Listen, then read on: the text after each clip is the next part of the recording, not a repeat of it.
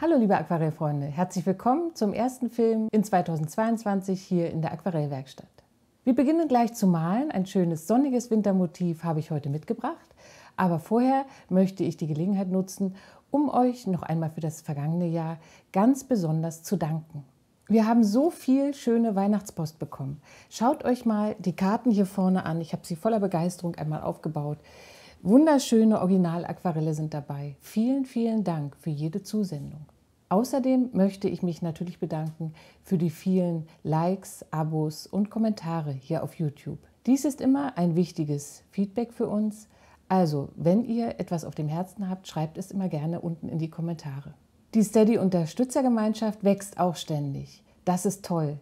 Am 18. Januar gibt es den nächsten YouTube-Live-Abend. Um 19 Uhr werden wir hier gemeinsam ein Motiv aus der Serie Lost Places, Aquarell von dunkel nach hell, malen. Darauf freue ich mich schon ganz besonders. Alle Unterstützerinnen der Aquarellwerkstatt werden per Link, so circa 24 Stunden vorher, von mir dazu eingeladen. Die kostenlosen kleinen Aquarellfilme hier auf YouTube gehen natürlich weiter. Alle 14 Tage möchten wir einen neuen Film für euch bereitstellen. Ich hoffe, dass ich diesen 14-tägigen Rhythmus zusätzlich zu meinen in diesem Jahr auch wieder stattfindenden Malreisen und Kursen hinbekomme und danke an dieser Stelle auch einmal besonders meiner Familie, die mich hier bei diesen Filmen immer unterstützt. Ich hoffe, ihr habt jetzt viel Spaß an meinem kleinen sonnigen Wintermotiv und könnt dementsprechend auch sonnig und freudig in dieses neue Jahr starten. Für dieses Bild verwende ich folgende Materialien. Die Farben sind Jaune Brillant von Schminke, Sienna gebrannt von Winsor Newton, Alizarin Karmesin von Schminke, Winsor Violet und Xylin Blau von Winsor Newton, Lavender von Mielo, Ultramarin Feinst von Schminke, Kobaltblau und Neutraltinte von Winsor Newton und Titan Weiß. Ich arbeite auf Arches Büttenpapier, 300 Gramm, Grain fin. Für die Form der Sonne brauchen wir ein Eurostück und etwas Küchenpapier und folgende Pinsel benötigen wir für unser Bild. Chinesischer Kalligraphiepinsel, Rotmarderhaarpinsel in verschiedenen Stärken, einen kleinen Rundpinsel aus Kunststoff, einen dickeren Verwaschpinsel, hier bei mir der Ultimo von Escoda, und einen Flachpinsel zum Auswaschen. Wie ihr wisst, bin ich auch im Winter sehr gerne plein air unterwegs. Ich liebe die starken Kontraste und die klare Farbwirkung an einem sonnigen Wintertag. Solange die Temperaturen nicht unter 0 Grad fallen, kann man problemlos draußen mit Aquarellfarben malen. Hier sind einige Aufnahmen aus dem vergangenen Winter in der Nähe von Kiel. Den Eindruck eines strahlend sonnigen Wintertages versuche ich jetzt in mein heutiges Aquarell zu übertragen. Hier arbeite ich heute im warmen Studio nach einer Fotovorlage. Foto und Skizze werden wieder an alle Unterstützer der Aquarellwerkstatt per Mail versendet. Die Fläche des Himmels feuchte ich zunächst an. Für das strahlende und intensive Himmelsblau mische ich mir jetzt verschiedene Blautöne ineinander. Kobaltblau, Ultramarinblau und auch ein bisschen Winsor Violet ergeben eine schöne, vibrierende Mischung. Mit viel Pigment und einem großen Pinsel arbeite ich mit zügigen Strichen großzügig über das Papier.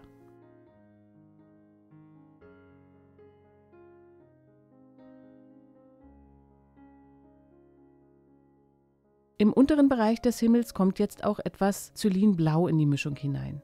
So wird die Farbe kühler und ich bekomme eine leichte perspektivische Wirkung. An kalten Wintertagen haben wir oft ein kühles Gelb in der Nähe des Horizonts im Himmel. Ich mische mir diesen Farbton mit Jaune Brillant von Schminke und Titanweiß. Auch hier ist das Pigment eher dick und es ist nicht zu viel Wasser im Pinsel, damit sich das Gelb mit dem Blau gut vermischen kann.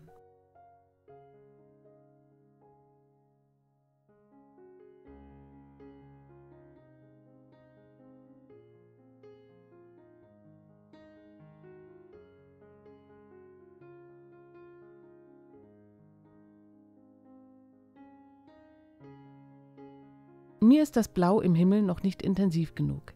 Ich lege also noch einmal einen großzügigen Farbauftrag nach und setze die Pinselstriche jetzt leicht strahlenförmig.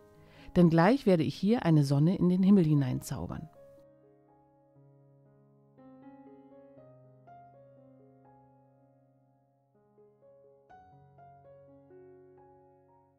Für diesen kleinen Trick mit dem Euro und dem Küchenpapier danke ich Ingo sehr herzlich. Das funktioniert wirklich super gut.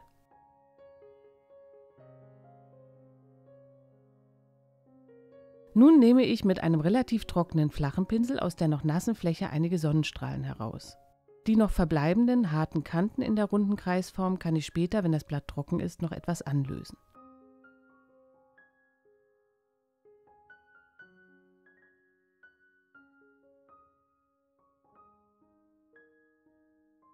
Mit Blau, Alizarin, Karmesin und Neutraltinte setze ich relativ trocken eine entfernte Bergkette an die Horizontlinie.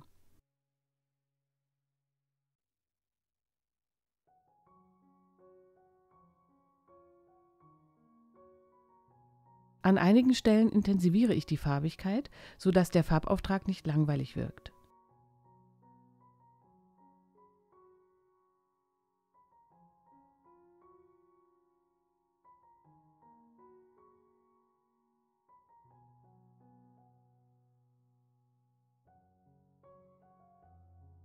Mit der gleichen Mischung, nur etwas kräftiger und ein wenig Perylane Green darin, setze ich einige dunkle Büsche vor die Horizontlinie. So entsteht der Mittelgrund.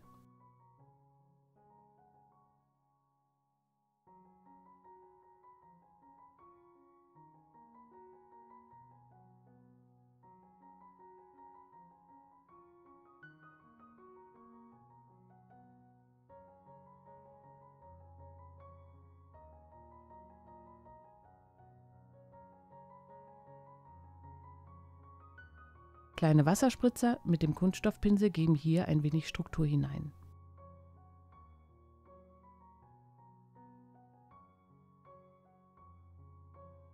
Für die große Schneefläche im Vordergrund feuchte ich das Papier an einigen Stellen an.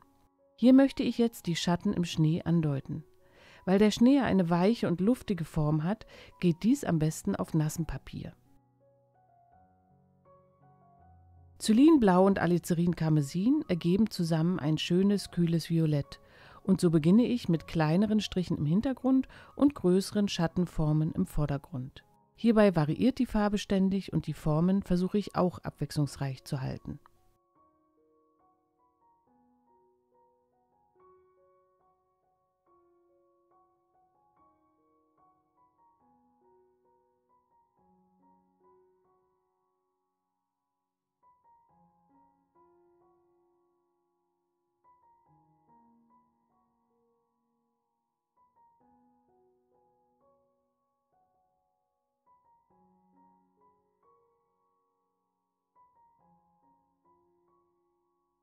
Jetzt muss das Blatt einmal trocknen. Nachdem das Blatt einmal komplett getrocknet ist, kann ich nun die Baumstämme im Vordergrund malen. Hier nutze ich Sepia und Ultramarinblau und trage zunächst das Pigment relativ dick und trocken auf.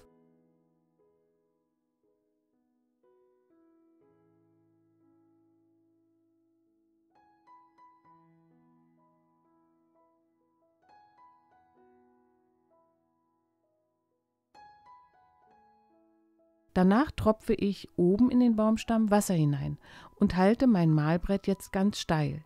So kann der Tropfen nach unten laufen und stellenweise Pigment wieder herauswaschen. Dies gibt eine schöne, rindenartige Oberflächenstruktur für den Baumstamm.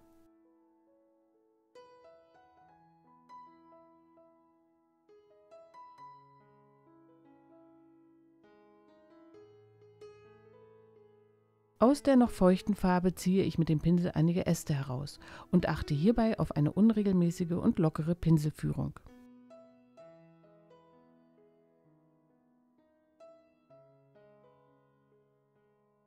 Das untere Ende des Baumstammes male ich mit unregelmäßigen Formen, sodass hier eine Schneesilhouette entstehen kann. Auf der rechten Seite des Bildes setze ich ein paar Gräser in die Schneefläche und male jeweils einen kleinen Schatten darunter.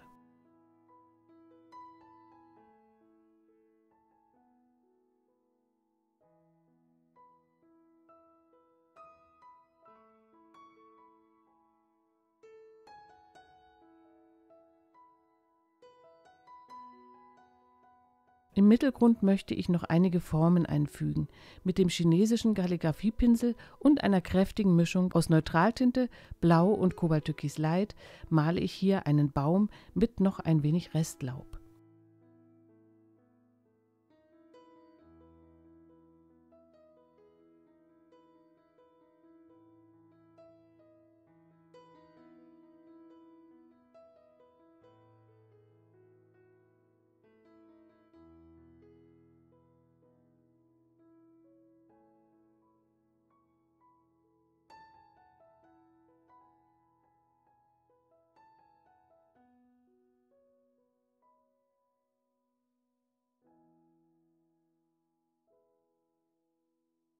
einige kleine Zaunpfähle stellen die Verbindung zum Bildrand her.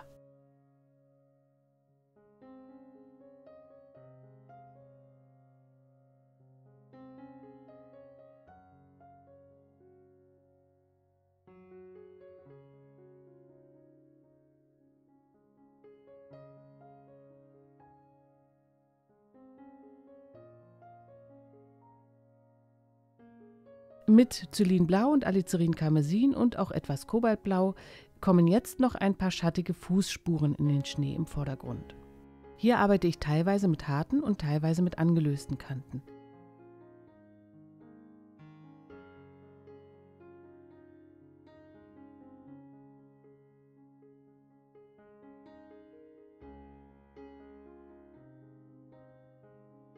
Als kleinen Bildfokus für den Vordergrund setze ich hier noch einige Zaunpfähle. Etwas größer als den hinteren Zaun, so kann wieder Räumlichkeit entstehen.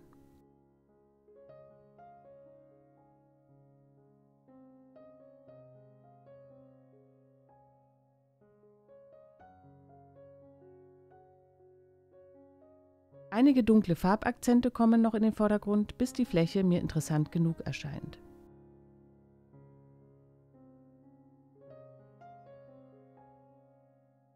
Die Schatten unterhalb der Zaunpfähle male ich relativ lang, denn die Sonne steht schon tief.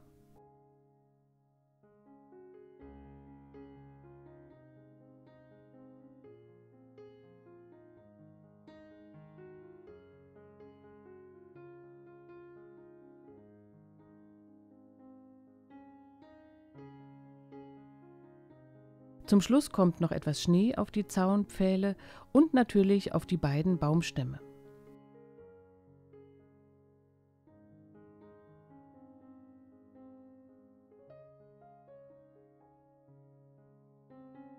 Mit Titanweiß setze ich hier diese kleinen Akzente und finde, dass sich die dunklen Baumstämme nun auch besser in das helle Bild einfügen.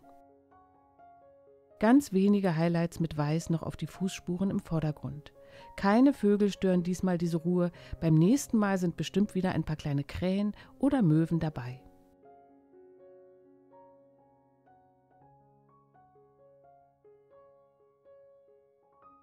Ich hoffe, mein kleines Motiv hat euch Freude gemacht und ihr habt Lust, es jetzt auch einmal auszuprobieren. Viel Spaß dabei und tschüss, bis zum nächsten Mal.